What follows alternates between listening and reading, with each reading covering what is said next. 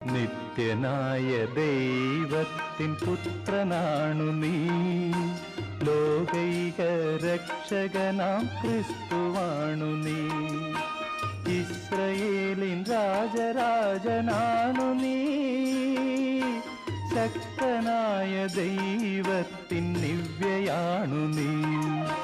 നിത്യനായ ദൈവത്തിൻ പുത്രനാണു നീ, ലോകൈക രക്ഷകനാം ക്രിസ്തുവാണു നീ.